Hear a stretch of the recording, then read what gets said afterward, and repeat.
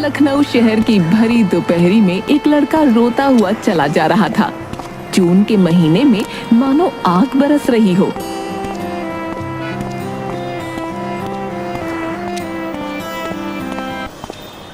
मैं कहाँ जाऊँ, क्या करूँ? मेरे पास तो फूटी कौड़ी भी नहीं है और भूख लग रही है वो अलग। मुझे क्या खबर थी कि मुझे एक दिन ऐसा भी देखने को मिलेगा। गला सूखा जा रहा है। वो लड़का यूं ही चलते चलते एक चौराहे पर पहुंचा, जहां सामने उसे एक वड़ा पाव का ठेला दिखा। उस पर लिखा था खुशहाल वड़ा पाव। ओह, यहाँ वड़ा पाव बिक रहे हैं, पर क्या ये बिना पैसों के मुझे वड़ा पाव खिलाएगा? चलो ट्राई कर लेता हूँ। अरे नहीं नहीं यार, आज के वक्त में बिना पैसे के मांगूंगा तो बहुत मारेगा। लेकिन करूं भी तो क्या करूं? भूख से मेरी हाथें चिपक रही हैं। भूख से मरने से अच्छा है कि पूछ ही लेता हूँ, क्या पता मुझ पर रहम कर जाए। वो लड़का उस वड़ा पाव वाले के पास जाता है और कहता है, भैया, क्या आप मुझे एक वड़ा पाव खिला सकते हैं? हाँ, क्यों नहीं। पर मेरे पास पैसे नहीं है और मुझे बहुत तेज भूख लग रही है। आप मुझे आज खिला दीजिए, मैं कुछ टाइम में आपका पैसा लौटा दूंगा। चलो कोई बात नहीं, ये लो वड़ा पाव खा लो। देखने में तो किसी अच्छे घराने के लगते हो। थैंक यू सो मच खुशहाल जी। वो लड़का वहीं फुटपाथ पर बैठकर वड़ा पाव खाने लगा, पर वो रो रहा था। उसे रोता देखकर खुशहाल ने उससे पूछा, क्या बात है बेटा, रो क्यों रहे हो? क्या हुआ? और घर कहाँ है तुम्हारा? अरे मैं क्या बताऊं आपको, आप मेरी बातों का विश्वास नहीं करेंगे। किस्मत का मारा हूं, लेकिन किसी को ये नहीं पता कि मेरी माँ सौतेली है। वो मुझसे बहुत नफरत करती है। उन्होंने मेरे पापा के विदेश जाते ही मुझे घर से निकाल दिया। ये तो बहुत बुरा हुआ तुम्हारे साथ। तो तुम्हारे पापा वापस कब आएंगे बेटा? एक हफ्ते के बाद। पता नहीं मैं तब तक कहाँ रहूंगा, क्या खाऊंगा, क्या पीऊंगा। नीरज की ये बातें सुनकर खुशहाल सोच में पड़ गया। थोड़ी देर तो वो चुप रहा, पर फिर बोला, अब वैसे तू चाहे तो मेरे घर में रह सकता है, मैं अकेला ही रहता हूँ। सच में? आप तो सच में देवता आदमी हो। हाँ, लेकिन मुफ्त में नहीं। बदले में मेरे ठेले पर मेरे साथ काम करना पड़ेगा। मंजूर हो तो बताओ, मैं फ्री में रोज तुम्हें नहीं खिला सकता भाई।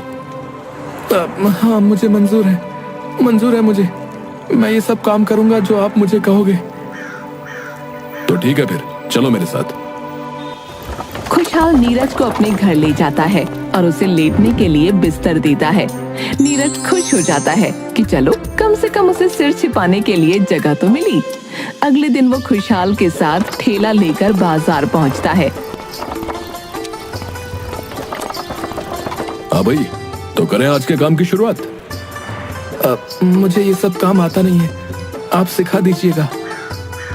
हाँ, बेफिक्र रहो, बस मैं जैसा कहता जाऊं वैसा करते जाना। ये कोई रॉकेट साइंस नहीं है। ठीक है, मैं तैयार हूँ। देखो, सबसे पहले ये समझ लो कि हर कस्टमर की पसंद अलग होती है। जब भी कोई कुछ लेने आए तो ध्यान से सुनो और फिर उसे वैसी ही चीज दो जैसी वो चाहता है, समझे? जी भैया, समझ गया। तभी एक कस्टमर ठेले पर आया और वड़ा पाव मांगने लगा। हाँ भाई, जल्दी से एक वड़ा पाव देना, बहुत भूख लग रही है यार। हाँ भैया, अभी देता हूँ।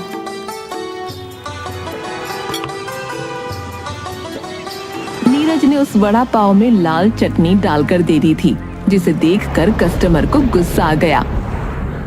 अबे यार, ये क्या डाल दिया यार, मुझे तो हरी चटनी चाहिए थी। अरे बेटा, एक बात याद रख, हमेशा कस्टमर से पूछकर ही चटनी डालनी चाहिए। मुझसे गलती हो गई, सॉरी भैया, मैं अभी सही कर देता हूँ। ठीक है, अब हरी चटनी डाल दो। अभी नए नए आए हो तभी, नहीं तो हमारे खुशहाल भाई तो कस्टमर को देखकर बता दें कि लाल चटनी खाएगा या हरी। क्यों खुशहाल भैया, सही कहा ना? है? हाँ भैया, ये लो। सॉरी, अभी आज पहला दिन है इसलिए गलती हो गई। नीरज को सबक मिल गया कि कस्टमर की बात ध्यान से सुननी चाहिए। वो समझ गया कि वड़ा पाव बनाने में छोटी छोटी बातें भी बहुत मायने रखती हैं। तभी सामने से ललित आया, जो खुशहाल का पुराना प्रतिद्वंद्वी था। ललित का भी वड़ा पाव का ठेला पास ही था, लेकिन उसका काम खुशहाल की तरह नहीं चलता था। इतना काम चलने लगा इस खुशहाल का भाई है? एक लड़का भी रख लिया। अच्छा जी खुशहाल भाई। अरे खुशहाल भाई, ये नया नौकर कब रखा भाई? ये कोई नौकर नहीं है, ये मेरा साथी है और ये संजय मल्होत्रा का बेटा है। जानते हो ना संजय मल्होत्रा, इस शहर के बड़े उद्योगपति हैं। क्या ये संजय मल्होत्रा का बेटा है? तो ये यहाँ क्या कर रहा है भाई? वड़ा पाव का कारोबार शुरू करने वाले हैं क्या मल्होत्रा जी हैं? हाँ, क्योंकि मेरी सौतेली माँ ने मुझे घर से निकाल दिया है, इसलिए अब मैं खुशहाल भैया के साथ काम कर रहा हूँ। अच्छा, तो बच के रहना भाई, ये खुशहाल तुम्हें बेचकर खा जाएगा। मुझे पता है तुम्हारा काम नहीं चलता है, इसलिए तुम खुशहाल भैया से जलते हो, पर इतने भी पागल न बनो कि कुछ भी बकने लगो। ललित वहां से जलन में भरा हुआ चला गया। 2-3 दिन बाद एक सुबह खुशहाल की तबीयत अचानक खराब हो गई। नीरज, आज मेरी तबीयत बिल्कुल ठीक नहीं है। आज तू ठेला अकेले लेकर चला जा। मुझे लगता है मैं आज बाजार नहीं जा पाऊंगा। और अच्छे से कस्टमर देखना, किसी को कोई शिकायत ना आए, समझे? अकेले भैया मैं कैसे कर पाऊंगा? अरे तूने सब कुछ सीख लिया है, मुझे तुझ पर पूरा यकीन है, तू कर लेगा। ठीक है भैया, मैं कोशिश करूंगा। नीरज ठेला लेकर बाजार चला गया और वड़ा पाव बेचने लगा। शाम तक खुशहाल उसकी वापसी का इंतजार करता रहा, लेकिन नीरज नहीं लौटा। जैसे तैसे रात हो गई। खुशहाल की बेचैनी धीरे धीरे शक में बदल गई। उसे लगने लगा कि नीरज उसे धोखा देकर ठेला लेकर भाग गया है। उसने सीधे नीरज के पिता संजय मल्होत्रा के घर जाने का फैसला किया। मुझे उसके पिता से ही बात करनी होगी। ये लड़का जरूर मेरा ठेला लेकर भाग गया है। खुशहाल संजय मल्होत्रा के बड़े से घर के गेट पर पहुंचा, लेकिन वहां गार्ड उसे अंदर जाने से रोक रहा था। ओए, कहाँ जा रहे हो?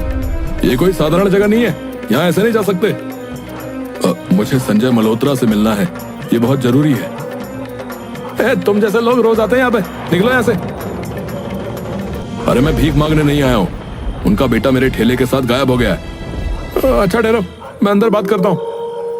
कुछ देर बाद गार्ड ने उसे अंदर जाने दिया। खुशहाल हॉल में पहुंचा, जहां संजय और उनकी पत्नी माया बैठे थे। हाँ बताइए, क्या बात है? साहब मैं खुशहाल हूँ, वड़ा पाव वाला।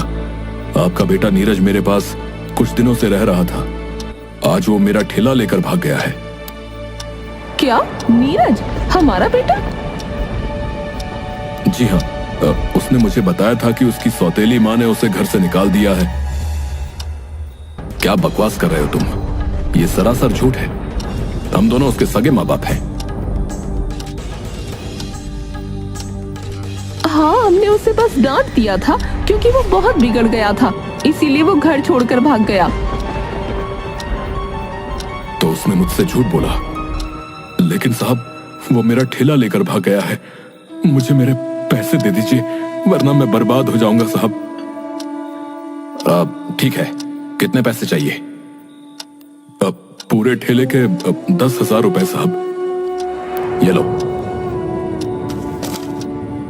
और अगर नीरज मिलता है तो हमें जरूर बताना। जी जी जरूर साहब, धन्यवाद। खुशहाल पैसे लेकर वहां से चला गया, लेकिन अगली सुबह संजय के पास एक फोन आया। हमने तेरे बेटे को किडनैप कर लिया है। 1 करोड़ रुपए लेकर बंद पड़ी बिस्किट फैक्ट्री में पहुंच जा। क्या? किडनैप? कौन बोल रहे हो? मेरा नीरज कैसा है?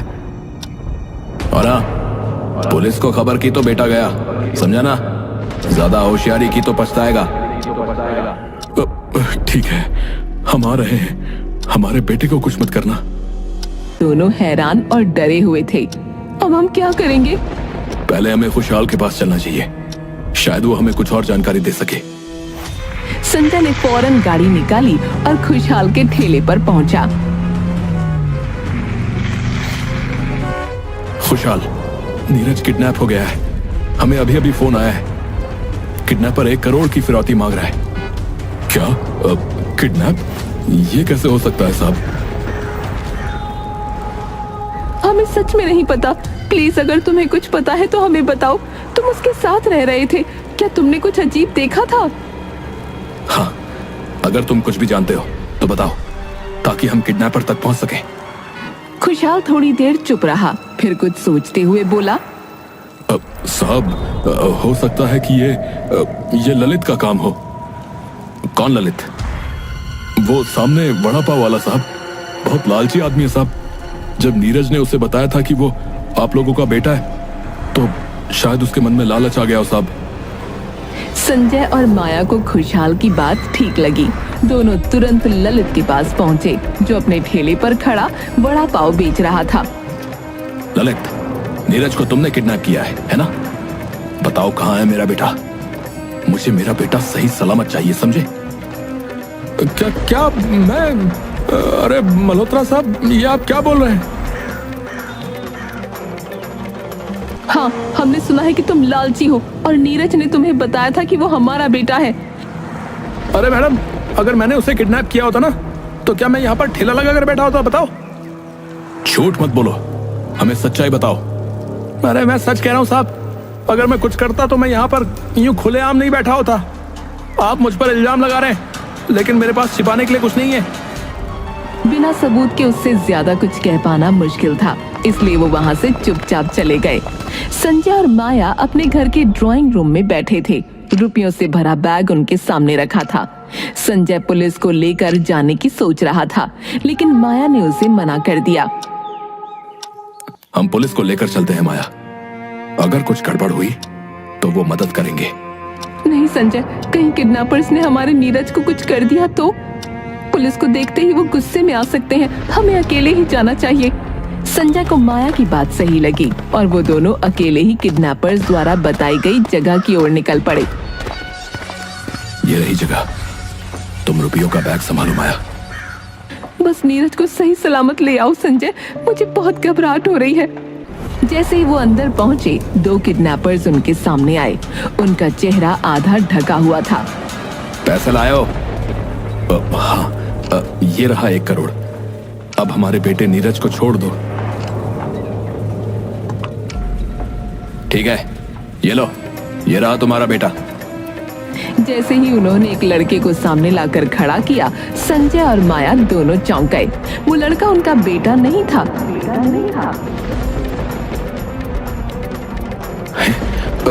ये नीरज नहीं है। ये कौन है? ये हमारा बेटा नहीं है। हमारा बेटा नीरज कहाँ है, बताओ। वही नीरज चुपचाप एक कोने में खड़ा था। वो कुछ भी नहीं बोल रहा था। तभी अचानक पुलिस ने वहाँ धावा बोल दिया। आई एम सॉरी माया, पर मैंने पुलिस को पहले ही बुला लिया था। मुझे पता था पुलिस की जरूरत पड़ेगी। ओह गॉड, तुम हमेशा अपनी मर्जी की करते हो। पुलिस ने तुरंत किडनैपर्स को पकड़ लिया। इंस्पेक्टर ने उनसे कड़ी पूछताछ की। अरे बड़ा शौक है किडनैपिंग करने का भाई। अब जेल में खेलना किडनैपिंग। हमने अपनी मर्जी से इसे किडनैप नहीं किया था। हमें वड़ा पाव वाले खुशहाल ने पैसे दिए थे ऐसा करने के लिए। हम तो छोटे मोटे चोर हैं। इस बार खुशहाल ने हमें लालच दिया कि अगर ऐसा करोगे तो पूरे 2 लाख रुपए दूंगा। हमें छोड़ दो सर। ये सुनते ही संजय और माया दोनों चौंक गए। वो सब तुरंत खुशहाल के पास पहुंचे ताकि सच का पता लगा सकें। खुशहाल ने जैसे ही उन्हें देखा, वो घबरा गया। तुमने हमसे झूठ क्यों बोला कि हमारा बेटा तुम्हारे पास आया था? और ये क्या नाटक है कि तुमने उसे किडनैप करवाया? ये तो हमारा बेटा है ही नहीं। मैं खुद कुछ नहीं समझ पा रहा हूँ साहब। मैंने इसे आपका बेटा ही समझा था, क्योंकि इसने खुद ही बताया था। खुशहाल की घबराई हुई आवाज से साफ था कि वो सच्चाई से बेखबर था। तभी नीरज, जो असल में नीरज नहीं था, आगे आया और सच का खुलासा किया। मेरा नाम नीरज नहीं, मोहन है। मोहन? पर तुम हो कौन और मेरा बेटा कहाँ है? मोहन ने नजरें झुकाईं और अपनी असली कहानी बताने लगा। मुझे आपके बेटे के बारे में तो नहीं पता, पर मैं कानपुर से यहाँ काम की तलाश में आया था। मेरे पास रहने की जगह नहीं थी, तो एक दिन मैं आपके घर के बाहर से गुजर रहा था कि मैंने आप लोगों को नीरज को डांटते हुए सुना, और उसके बाद उसे गुस्से में घर से बाहर निकलते हुए देखा। यहां मुझे आप लोगों का नाम पता चल चुका था। उसके बाद जब मैं भूख से बेहाल था, तब मुझे सामने खुशहाल का वड़ा पाव ठेला दिखा। इससे मुझे यहां फ्री में रहने को मिल गया और काम भी। पर मेरा झूठ मुझे भारी पड़ गया और मुझे किडनैप करवा दिया गया। ये तो तुमने अपनी कहानी बता दी, लेकिन ठीक उसी दिन से गुस्से में घर से निकला मेरा बेटा अभी तक नहीं लौटा है। कहाँ होगा वो? किस हालत में होगा मेरा नीरज? हमें लगा जवान खून है, गुस्से में निकला है, लौट आएगा, पर अभी तक नहीं आया। पुलिस ने खुशहाल को गिरफ्तार कर लिया, लेकिन संजय और माया अभी भी परेशान थे। उनका असली सवाल अब भी बाकी था, उनका बेटा नीरज कहाँ है? तभी संजय का फोन बजा। कॉल किडनैपर का था। 1 करोड़ लेकर पुराने तालाब के पास आ जाओ, वरना तुम्हारा बेटा गया। और पुलिस को खबर करी तो इसका खेल खत्म समझो। किडनैपर ने ये बोलकर फोन डिस्कनेक्ट कर दिया। संजय ने सबको ये बात बताई। वो सब एक बार और किडनैपर को पकड़ने चल दिए। बाकी लोग छिप गए और संजय अकेला तालाब के पास पहुंचा। आवाज आई, बैग वहीं रख दो और पीछे हट जाओ। एक बार चेक कर लो, फिर तुम्हारे बेटे को भेजता हूँ। संजय बैग रखकर पीछे हटने लगा और एक नकाबपोश उस बैग को चेक करने आया। तभी पुलिस ने उस पर धावा बोल दिया। उन्होंने पकड़कर उसका नकाब उतारा और थप्पड़ मारकर बोले, नीरज कहाँ है? अरे ये तो नीरज ही है। अरे ये तो नीरज ही है। क्या नीरज? क्या नीरज? नीरज ये क्या नाटक है? आप लोग कभी मुझे मेरी मनमर्जी के पैसे नहीं देते तो मैं और क्या करता? इतनी सब शानो शौकत होने के बावजूद एक भिखारी की तरह पैसे मांगने पड़ते हैं मुझे। क्यों? तूने पैसों के लिए किडनैप होने का नाटक किया। हम तुम्हें एक अच्छा इंसान बनाना चाहते हैं बेटा, ना कि अपने माँ बाप के पैसों पर ऐश करने वाला बिगड़ैल।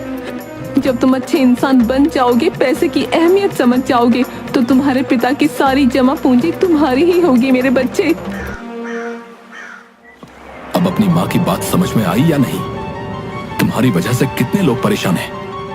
तुम्हें कोई फर्क नहीं पड़ता। मैंने तुम्हें जरूरत की सब चीजें दी हुई हैं नीरज, लेकिन अय्याशी के लिए तुम्हें एक ठेला भी नहीं दूंगा, समझ गए? इंस्पेक्टर साहब, आप अपनी कार्रवाई पूरी कीजिए। मल्होत्रा जी, केस तो सुलझ ही गया है, लेकिन कुछ फॉर्मेलिटीज हैं जिनके लिए आपको और नीरज को थाने चलना होगा। मैं आप सब लोगों से माफी मांगता हूं। आज के बाद मैं ऐसी बचकानी हरकत नहीं करूंगा। आई एम रियली सॉरी पापा। I am sorry mummy. मेरे बच्चे, भूल कर भी ऐसा दोबारा मत करना। उधर दूसरी ओर खुशहाल की माली हालत देखते हुए उसे एक वार्निंग देकर जेल से बरी कर दिया गया। उसके बाद खुशहाल भी पहले की तरह अच्छे से अपने वड़ा पाव के ठेले में व्यस्त हो गया।